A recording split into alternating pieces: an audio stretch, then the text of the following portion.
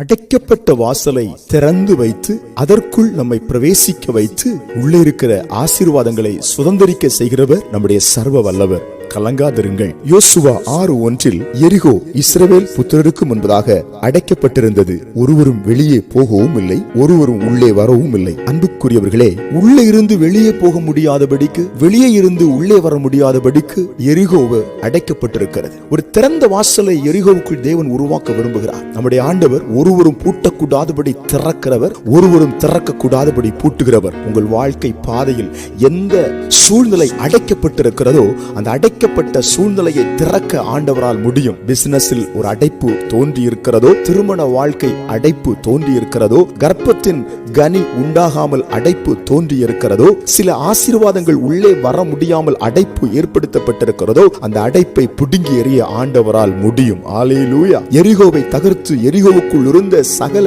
பொக்கிஷங்களையும் சுதந்திரிக்க செய்கிற தேவன் நமக்கு முன்பதாய் தகர்க்கிறவராய், தடையை உடைக்கிறவராய், முன்பதாக ராஜாதி ராஜாவாய், கர்த்தாதி கர்த்தராய், தலகர்த்தனாய், ராணுவங்களின் வீரர்களின் தேவனாய் கடந்து போய் கொண்டிருக்கிறார். ஆமென். அவர் முன் செல்கிறதுனால திறந்த வாசலை நாம் கண்டுபிடிக்க போகிறோம். அதற்குள் பிரவேசிப்போம். ஆசீர்வாதங்களை அள்ளிக்கொள்ள போகிறோம். ஆண்டவருடைய கிருபையை அனுபவிக்க போகிறோம். கலங்காதிருங்கள். ஆமென். நிச்சயமா இந்த காலை வேளையில் உங்களை பார்த்து சொல்கிறார், இதோ திறந்த வாசலை உனக்கு முன்பதாய் வைத்திருக்கிறேன், ஒருவனும் அதை பூட்ட முடியாது. ஹல்லேலூயா. ஜெபிப்போமா. அன்பின் பரலோக பிதாவே, இந்த காலை வேளையிலும் எங்களுக்கு முன்பதாய் ஒரு திறந்த வாசலை வைத்திருப்பதற்காக ஸ்தோத்திரம். அடைக்கப்பட்ட எரிகோவை திறந்த தேவன் எங்களுக்காய் அடைக்கப்பட்ட வாசல்களை திறப்பதற்காய் ஸ்தோத்திரம். ஜெபத்தில் பங்கெடுத்துகிற பிள்ளைகளுக்கு அற்புதம் நடக்கிறது. இயேசுவின் நாமத்தில் பிதாவே. ஆமென்.